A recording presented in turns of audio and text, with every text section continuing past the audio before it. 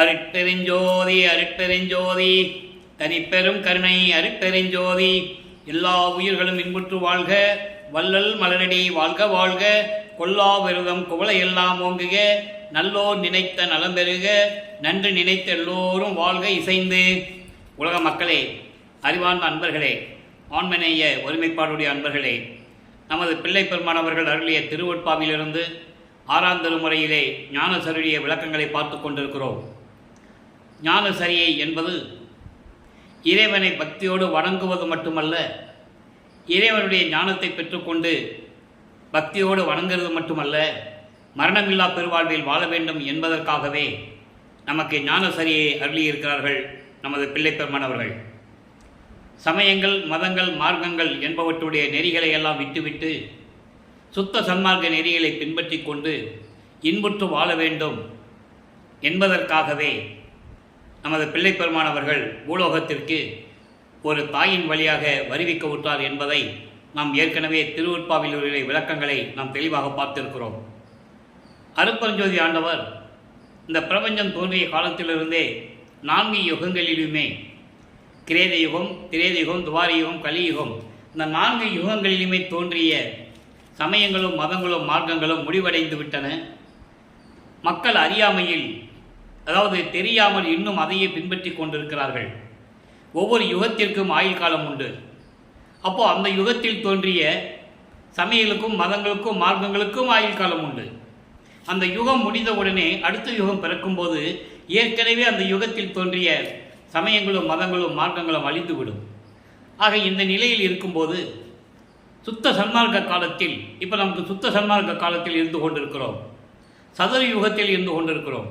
அப்போ இந்த உலக மக்களுக்கெல்லாம் சுத்த சன்மார்க்கத்துடைய நெறிமுறைகளை விளக்க வேண்டும், தெரியப்படுத்த வேண்டும். அறியாமையில் இருக்கின்ற இந்த உலக மக்களை எல்லாம் திருத்தி சுத்த சன்மார்க்கத்தில் சேர்த்து உலக மக்களெல்லாம் சமரசமாக, வேறுபாடு இல்லாமல், முரண்பாடுகள் இல்லாமல் வாழ வேண்டும் என்ற நோக்கத்தோடு நமது பிள்ளை பெருமானவர்கள் இந்த ஞானசரியை நமக்கு அருளியிருக்கிறார்கள். இந்த ஞானசரியுடைய பாடல் இன்னைக்கு 8வது பாடல். மொத்தம் 28 பாடல்களை உடையது. ஒவ்வொரு பாடலிலும் சுத்த சன்மார்க்கம் எப்படிப்பட்டது, அருட்பெருஞ்சாண்டவர் எப்படிப்பட்டவர், சுத்த சன்மார்க்கத்தில் இணைந்தால் நாம் எல்லாருமே மரணமில்லா பெருவாழ்வில் இருக்கலாம் என்ற நிலையை கூறுவதுதான் ஞானசரியை. இப்போ 8வது பாடலை பார்க்க போகிறோம். பாடலை நல்லா கவனிங்க. விரைந்து விரைந்து அடைந்திடுமின் மேதியினீர், இங்கே மெய்மை உரைக்கின்றேன், நீர் வேறு நினையாதீர். திரைந்து திரைந்து உளுத்தவரும் இளமை அடைந்திடவும், செத்தவர்கள் எழுந்திடவும், சித்தாடல் புரிய வரைந்து வரைந்து எல்லாம் செய்வல்ல சித்தன் தானே வருகின்ற தருணம் இது. வரம்பெறலாம் நீவீர், கரைந்து கரைந்து உளம் உருகி கண்களில் நீர் பெருகி கருணை கடவுளை உட்கருதுமினோ கழித்தே. இது பாடல். அதாவது ஆன்மா விளக்க வேண்டும். அந்த ஆன்மாவுடைய நிலைகளை எல்லாம் சுத்த சன்மார்க்கத்தில் இருந்தால் எப்படிப்பட்ட ஒரு நிலை கிடைக்கும் என்ற நிலையை இந்த பாடலில் நாம் கருளியிருக்கிறார்கள். நல்ல கவனிங்க. உலக மக்களே, மேதியினீர் என்றால் உலக மக்களே, உலக மக்களே, உடனே நீங்கள் சீக்கிரமாக வந்து சுத்த சன்மார்க்கத்தில் இணைந்து கொள்ளுங்கள். விரைந்து விரைந்து அடைந்திடுமின், சீக்கிரம் வாங்கன்னு கூப்பிடுறார் உலக மக்களை. ஏனென்றால் காலம் இல்லை. இதுவரையில் நீங்கள் கழித்த காலமெல்லாம் வீணாகி போய்விட்டது. உங்களுக்கு உண்மையான இயற்கை உண்மை கடவுள் யார் என்றே நீங்கள் தெரியாமல் நிலையில் இருந்து கொண்டிருக்கிறீர்கள். சமயத் தலைவர்களையும் மத தலைவர்களையும் மார்க்கங்களுடைய தலைவர்களையும் வழிபட்டு கொண்டிருக்கிறீர்கள். இவர்களெல்லாம் தத்துவங்களின் அடிப்படையில் உருவானவர்கள் என்பதை நீங்கள் அறிந்து கொள்ளாமல் இருக்கிறீர்கள். சைவ சமயம் என்பது சைவ நெறிகளை கொண்டது, வைஷ்ணவம் என்பது வைஷ்ணவ நெறிகளை கொண்டது. ஒவ்வொருத்தவர்களுக்கு தலைவர்கள் உண்டு. சைவ சமயத்தின் தலைவன் சிவபெருமான், வைஷ்ணவ சமயத்தின் தலைவன் திருமால். இப்படி ஒவ்வொரு சமயங்களுக்கும் முருகன், விநாயகன், சூரியன், இப்படி ஒவ்வொரு சமயங்களுக்கும் தலைவர்கள் உண்டு. சுத்த சன்மார்க்கம் அப்படி அல்ல. இறைவனுடைய அருளை நேரடியாக பெறக்கூடிய மார்க்கம், தனிப்பட்ட மார்க்கம், சமயங்களையும் மதங்களையும் மார்க்கங்களையும் சாராத மார்க்கம். அதனால்தான் அகவலிலே கூறுவார், சாதியும் மதமும் சமயமும் பொய் என ஆதியில் உணர்த்திய அருட்பெருஞ்சோதி. சாதியும் மதமும் சமயமும் காணா ஆதி அநாதையாம் அருப்பெருஞ்சோதி என்று கூறுவார். அப்படிப்பட்ட இறைவனுடைய தலைவனாகிய அந்த மார்க்கத்தின் தலைவனாகிய அருப்பெருஞ்சோதி ஆண்டவரிடம் விரைவில் வந்து சேருங்கள், சுத்த சன்மார்க்கத்தை பெற்றுக்கொள்ளுங்கள் உலக மக்களே. இப்பொழுது மெய்மை உரைக்கின்றேன், நான் உண்மையை சொல்லுகிறேன், உங்களிடம் உண்மை சொல்லுகிறேன், சத்தியம் செய்கின்றேன். நீங்கள் வேறு எதுவும் நினைக்க வேண்டாம், வேறு எதுவும் நினைக்க வேண்டாம். திரைந்து திரைந்து உளுத்த வரும் இந்த பூலோகத்திலே மனித உடம்பெடுத்து மனித பிறவி எடுத்து வயது மூப்பாகி உடம்பெல்லாம் சுருங்கி சுருங்கி அதாவது முதுமை அடைந்திட இருக்கின்றவர்கள் எல்லாம் இளமை அடைந்திடவும், அப்படிப்பட்டவர்களாம் இளமையை அடைந்திடவும், செத்தவர்கள் எழுந்திடவும். செத்தவர்கள் எழுந்திடவும் என்பது சுத்த சன்மார்க்கத்தை தெரியாமல் இறந்து போனவர்கள் செத்தவர்கள், சுத்த சன்மார்க்கத்தை தெரிந்தும் பின்பற்ற முடியாமல் இறந்து போனவர்கள் அவர்கள் இறந்தவர்கள்.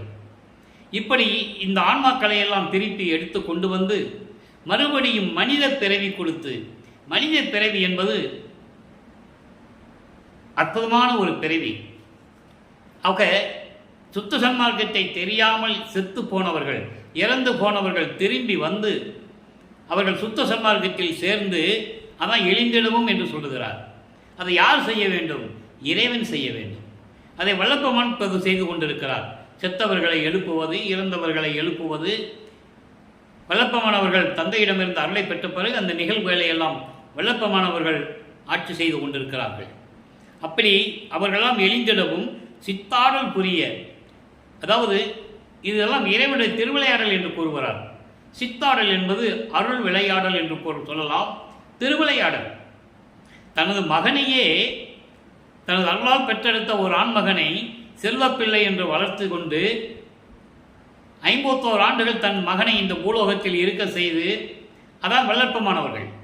எல்லாம் புரிஞ்சுக்கணும் நீங்கள்.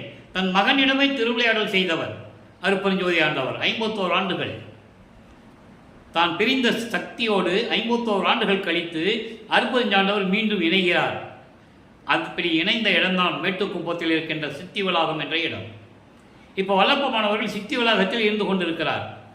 நாம் ஏற்கனவே இறைவனுடைய திருவிளையாடலுடைய பதிவுகளை ஏற்கனவே பதிவு செய்திருக்கிறோம். 350 பதிவுகளை பதிவு செய்திருக்கிறோம். ஒவ்வொரு 8 ஆண்டுகளிலும் 51 ஆண்டுகளை 8 8ஆக பிரித்து ஒவ்வொரு 8 ஆண்டுகளிலும் தன் மகனுக்கு எப்படி அருளை கொடுத்தார் என்பதை தான் நாம் ஏற்கனவே பார்த்தோம். ஞானசேகருடைய பாடல்களை விளக்கம் கூறுவதற்காகத்தான் இப்போ பாடலுடைய விளக்கங்களை நாம் கூறிக்கொண்டிருக்கிறோம். இப்போ வல்லப்பமான் அவர்கள் மேட்டுக்குப்பத்திலே உறைவிடமாக கொண்டுள்ளார்கள். இப்போ அதான் சொல்கிறார், சித்தாடல் புரிய இறைவனுடைய அருள் விளையாடல், அதாவது திருவிளையாடல். திருவிளையாடல் செய்கின்ற நேரம் இது. வரைந்து வரைந்து எல்லாம் செய்ய வல்ல சித்தன் தானே வருகின்ற தருணம் இது. நிச்சயமாக தீர்க்கமாக இறைவன் வருகின்ற நேரம் வந்துவிட்டது. அவனுடைய திருவிளையாடல் நடந்து கொண்டிருக்கிறது. எனவே உலக மக்களை நீங்கள் விரைந்து வாருங்கள், இதுதான் நல்ல நேரம். அதோடு மட்டுமல்ல, கரைந்து கரைந்து உள்ளம் உருகி இறைவனை மனதிலே நினைத்து நினைத்து, அதான் ஞானசேகரிலே முதல் பாடல்களை கூறியிருப்பார். நினைந்து நினைந்து உணர்ந்து உணர்ந்து நெகிழ்ந்து நெகிழ்ந்து அன்பு நிறைந்து நிறைந்து இறைவனை அப்படி உள்ளத்திலே நினைந்து மனம் உருகி உருகி இறைவனை வேண்டி வணங்க வேண்டும். அது சுத்த சன்மார்க்கத்தில் இருக்க வேண்டும். கொலையும் புலையும் தவிர்த்திருக்க வேண்டும். இறைவன் ஒருவனே என்ற நிலையில் இருக்க வேண்டும். அவர்தான் அருப்பெருஞ்சோதி ஆண்டவர் என்ற நிலையில் நீங்கள் இருக்க வேண்டும். அதை கரைந்து கரைந்து உளம் உருகி கண்களில் நீர் பெருகி கருணை நடக்கடவுளை கருணையோடு விளங்கி கொண்டிருக்கின்ற திருவிளையாடல் செய்து கொண்டிருக்கின்ற இறைவனை உள்ளத்திலே நினைந்து மகிழ்வோடு உள்ளத்திலே நினைத்து நீங்கள் வணங்கினால் வரம் பெறலாம். அதான் வரம் பெறலாம் நீ வீர். உலக மக்களே, சுத்த சன்மார்க்கத்தில் இணைந்து சித்தாடல் புரிகின்ற திருவிளையாடல் செய்து கொண்டிருக்கின்ற இறைவனை மனதில் நினைத்து சுத்த சன்மார்க்கத்தில் இணைந்து இறைவனை வணங்கினால் நீங்கள் எல்லா அருளையும் செல்வங்களையும் பெற்றுக்கொள்ளலாம். எனவே உலக மக்களே விரைந்து வாருங்கள் என்று உலக மக்களை அழைக்கிறார். ஆக சுத்த சன்மார்க்கத்தில் நாம் நினைவு வேண்டும். சுத்த சன்மார்க்கத்தில் இருந்து கொண்டு நான் ஏற்கனவே கூறியது போல சுத்த சன்மார்க்கம் என்பது ஒரு தனி மார்க்கம். இதை உள்ளே வந்து மிக்ஸ் பண்ணக்கூடாது. ஏன்னா வல்லப்பமானவர்கள் வருவிக்க விட்டு 203 ஆண்டுகள் ஆகியும் கூட வல்லப்பமானவர்கள் 30/1/1874 இறைவன் ஆன பிறகும் கூட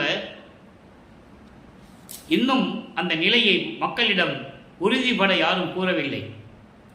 சமயங்கள், மார்க்கங்கள், மதங்கள் என்பது வேறு, சுத்த சன்மார்க்கம் என்பது வேறு என்ற நிலையை உலக மக்களுக்கு தெரியப்படுத்த வேண்டும். சமயங்களிலும் மதங்களிலும் மார்க்கங்களில் கூறப்பட்ட சங்கற்ப விகற்பங்களிலே சுத்த சன்மார்க்கத்தில் இருந்து கொண்டு ஈடுபடக்கூடாது. சங்கற்ப விகற்பங்கள் என்பது அந்தந்த மதங்களுக்கும் மார்க்கங்களுக்கும் சமயங்களுக்கும் உள்ள குறியீடுகள், பழக்க வழக்கங்கள், வழிபாட்டு முறைகள். அது சுத்த சன்மார்க்கத்தில் இருக்கக்கூடாது.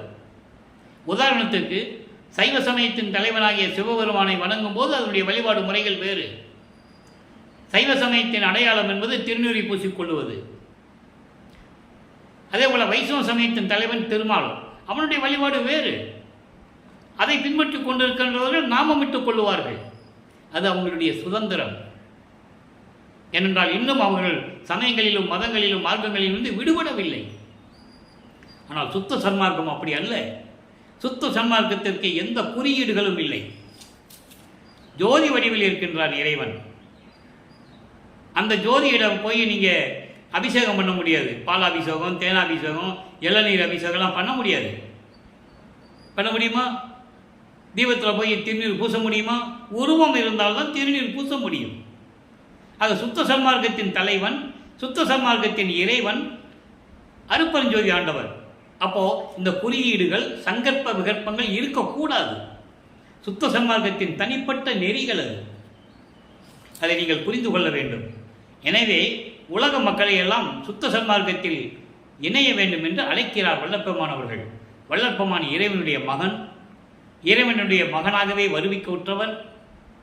அதனால்தான் உலக மக்களோடு 51 ஆண்டுகள் இந்த பூலோகத்திலே இருந்து கொண்டிருந்தார்கள் என்பதை நீங்கள் புரிந்து கொள்ள வேண்டும்.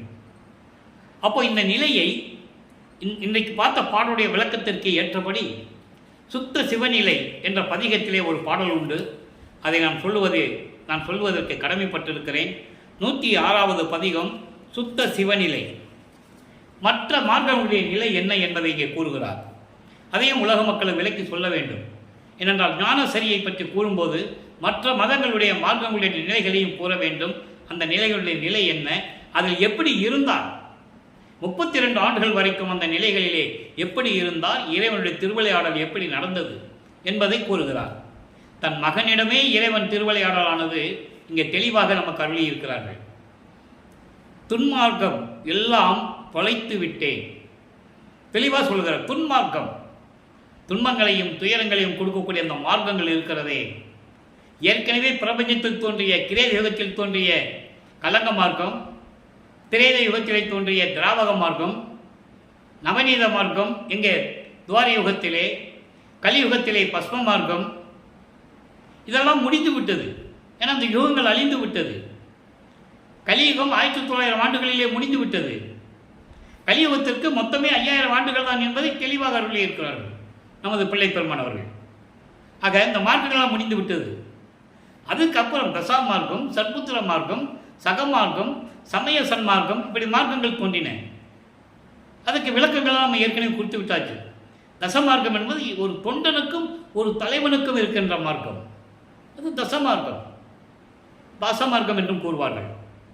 சர்புத்திர மார்க்கம் இறைவனுக்கும் ஒரு பாலகனுக்கும் ஒரு மகனுக்கும் உள்ள தொடர்பு இருக்கின்ற ஒரு மார்க்கம்.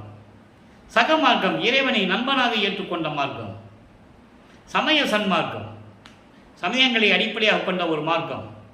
அது பாதபுரான் என்ற மாணிக்க வாசகர் இந்த மார்க்கம்.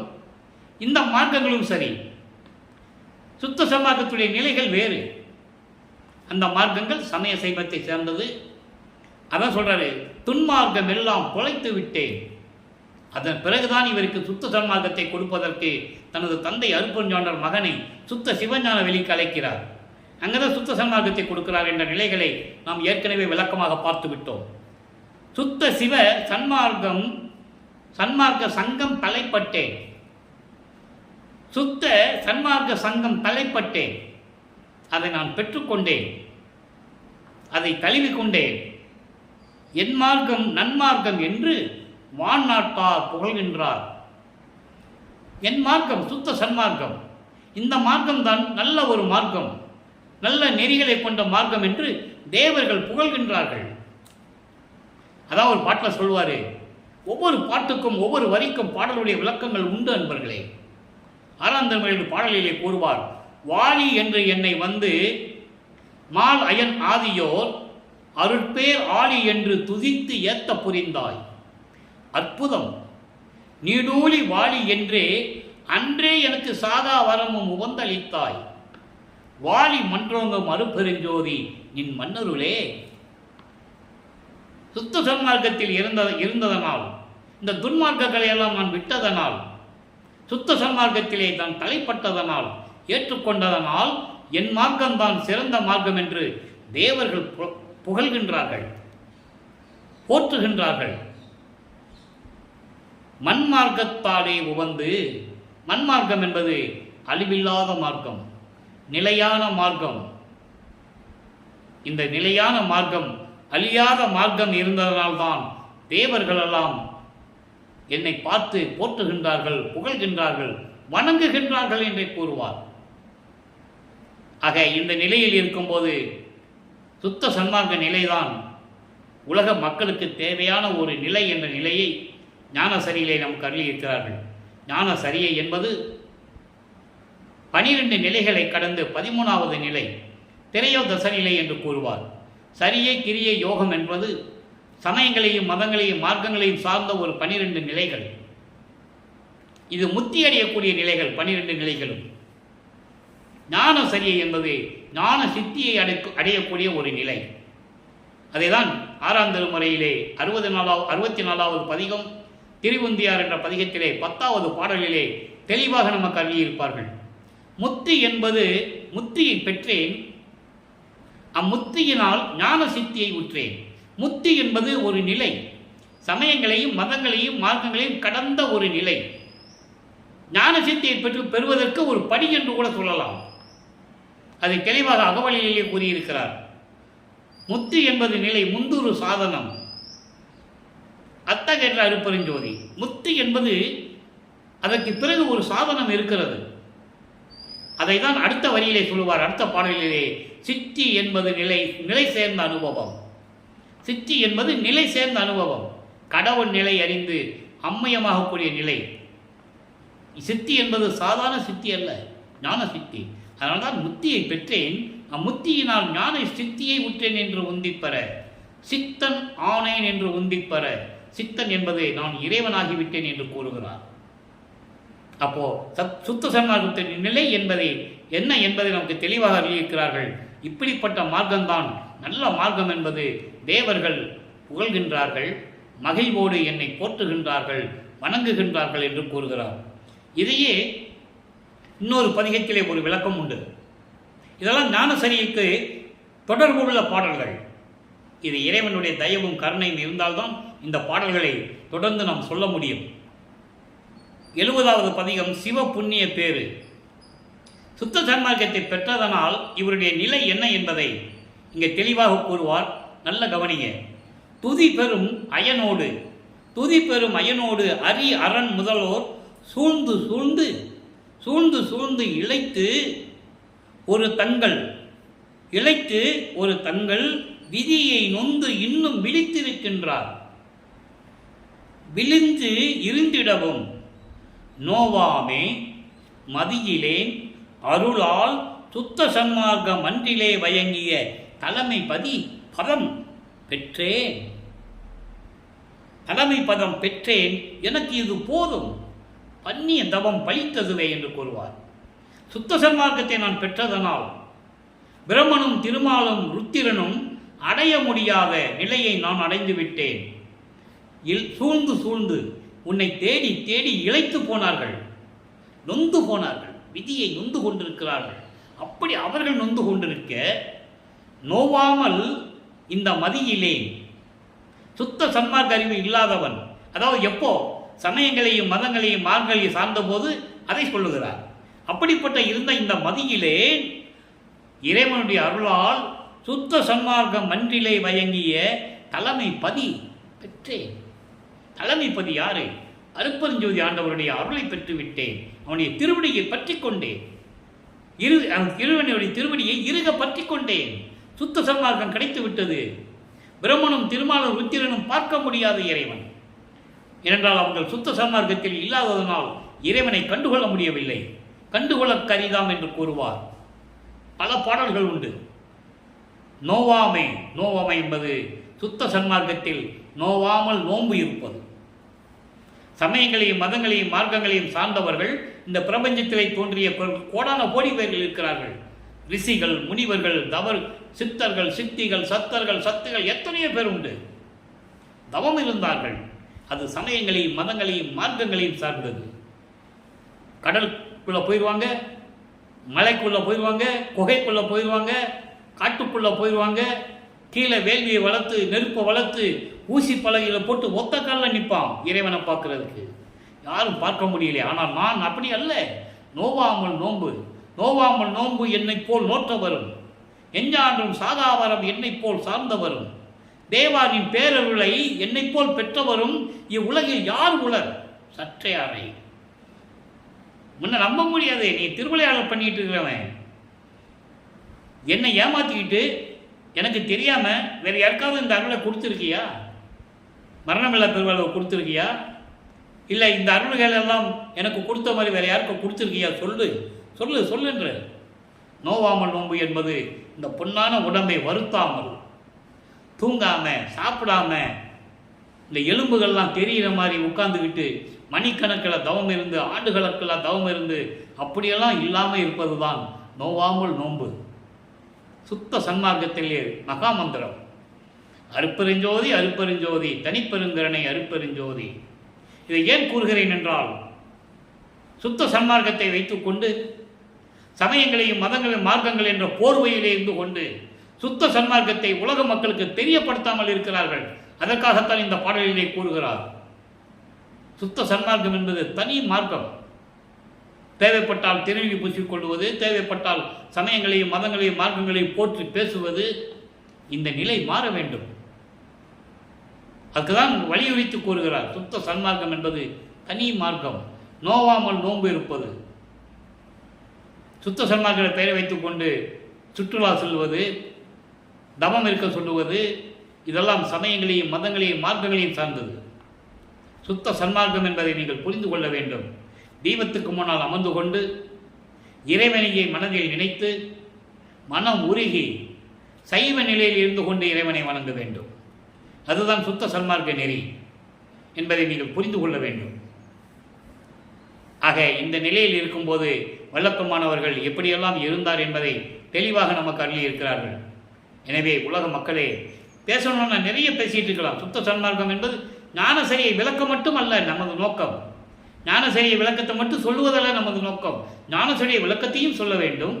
அதே நேரத்தில் எப்படி பின்பற்ற வேண்டும், சுத்த சன்மார்க்கத்தை எப்படி பின்பற்ற வேண்டும் என்ற விளக்கத்தையும் உலக மக்களுக்கு தெரியப்படுத்த வேண்டும். ஆக அதான் இங்கே சொல்லுகிறார். சுத்த சன்மார்க்கத்தினுடைய வழிபாடு என்ன? இங்கே வந்து மணிக்கணக்கில் உட்கார்ந்துருக்க வேண்டிய அவசியம் இல்லை. மலைக்கடியிலேயோ குகைக்கடியிலேயோ இருந்து கொண்டு தவம் இருக்க வேண்டிய அவசியம் இல்லை. அது சமயங்களையும் மதங்களையும் மார்க்கங்களையும் சார்ந்த நிலை. அதான் பாடலிலே சொல்லுவார், நீ எப்படி தவம் செஞ்சாலும் சரி, சமயங்களையும் மதங்களையும் மார்க்கங்களையும் பின்பற்றி கொண்டு நீ இறைவனை வேண்டினால் இறைவனுடைய அருள் கிடைக்காது என்பதை தெளிவாக கூறியிருப்பார். கற்பங்கள் பல கோடி செல்ல தீய கண்ணல் நெடு ஊசி மேல் காலை ஊன்றி நிற்பவருக்கு ஒழித்து. எப்படி இருக்கானா? கீழே நெருப்பு போட்டு கொளுத்தி தீ பழம்பா எரியுது, அதுக்கு மேலே ஊசி பலகையை போட்டு ஒத்தக்கல்ல நிற்கிறானா இறைவனை பார்ப்பதற்கு? பார்க்க முடியாது. சுத்த சன்மார்க்க நிலை அங்கே இல்லை. நல்லா புரிஞ்சுக்கணும் நீங்க. அதே மாதிரி இந்த உடம்பை வருத்தி, இந்த பொன்னான உடம்பை உணவின்றி உறக்கமின்றி எலும்பு புலப்பட ஐம்பொறியும் ஓம்பி நிற்பவருக்கு ஒழித்து, ஐம்புலன்களையும் அடக்கி இந்த பொன்னான உடம்பை இம்சப்படுத்தி தூங்காம செய்யாம சாப்பிடாம இருந்தாலும் இறைவனை பார்க்க முடியாது. அமரருக்கு ஒழித்து, நீ யோக முனிவருக்கு ஒழித்து என்ன இறைவனை பார்க்க முடியாது. அப்படியெல்லாம் இருக்கிறவங்க இறைவனை பார்க்க முடியாது. அந்த நிலையை உலக மக்களுக்கு சொல்ல வேண்டும். ஏனென்றால் பிரபஞ்சம் தோன்றிய காலத்திலிருந்தே இந்த நிலைகளை உலக மக்களுக்கு யாருமே சொல்லலை. அந்த நிலையை உலக மக்களுக்கு விளக்க வேண்டும். அப்போ உலக மக்கள் இறைவனுடைய அருளை பெற வேண்டும் என்றால் சுத்த சன்மார்க்கத்திற்கு வர வேண்டும். சுத்த சன்மார்க்கம் என்பது ஒரு தனி மார்க்கம். உயிர்களை கருணையோடு பார்க்க வேண்டும், தயவோடும் கருணையோடும் நடந்து கொள்ள வேண்டும், உயிர் இரக்கம் வேண்டும். புலாலை உண்ணக்கூடாது. ஒரு உயிரை கொன்று அந்த நார்கின்ற உடம்பை தன் உடம்புக்கு உணவாக எடுத்துக்கொள்ளக்கூடாது. இது சுத்த சன்மார்க்கத்தின் தலையாய நெறி. ஜீவகாரண ஒழுக்கத்தில் அருளியிருப்பார்கள். பசியும் கொலையும் பரஜீவகாரணியம். பசியை போக்குவது, உயிர்களை கொல்லாமல் இருப்பது, அவனுக்கு தான் இறைவனுடைய அருள் கிடைக்கும் என்பதை பல பாடல்களில் நாம் கருளியிருக்கிறார்கள். எனவே இன்றைய பாடலுடைய விளக்கம், ஞானசரிய விளக்கம் உங்களுக்கு புரிந்திருக்கும் என்று நான் கருதுகிறேன். உலக மக்களை அழைக்கிறார். உலக மக்களை வாருங்கள், உங்கள் மீது நான் பற்று கொண்டுள்ளேன். நீங்கள் யார்? எனது உறவினர்கள், என் மக்கள், என் நாடு இது, என் உலகம் இது. என் மக்கள் துன்பப்படுவதை என்னால் பார்த்து கொள்ள இருக்க முடியுமா? முடியாது மக்களே. இதற்கு ஒரே காரணம், நீங்கள் சுத்த சன்மார்க்கத்திற்கு வர வேண்டும் என்ற நிலையை இந்த பாடல்களில் நாம் அருளியிருக்கிறார்கள். எனவே அன்பர்களே, நீங்களும் சுத்த சன்மார்க்கத்தில் இணைந்து இறைவனை வணங்கி கொலையும் புலையும் தவிர்த்து சைவ நெறியிலே இருந்து கொண்டு அருப்பெருஞ்சோதி அருப்பெருஞ்சோதி தனிப்பெருங்கரனை அருப்பெருஞ்சோதி என்ற மகாமந்திரத்தை உச்சரித்து இறைவனின் அருள்களை பெற்றுக்கொண்டு நீங்கள் நீடூழி வாழ வேண்டும். மரணமில்லா பெருவாழ்வில், நோயற்ற வாழ்வில் நீங்கள் வாழ வேண்டும் என்று இறைவனுடைய தயவோடையும் கருணையோடையும் வாழ்த்தி இந்த வள்ளலார் ஒளியன் விடைபெறுகிறேன். நன்றி, வணக்கம். அருப்பெருஞ்சோதி அருப்பெருஞ்சோதி தனிப்பெருங்கருணை அருப்பெருஞ்சோதி. நாளையும் இறைவனுடைய ஞானசரியுடைய விளக்கம் தொடரும். கண்டு கழித்து மகிழ்ந்து இறைவன் அருளை பெற்றுக்கொள்ளுங்கள்.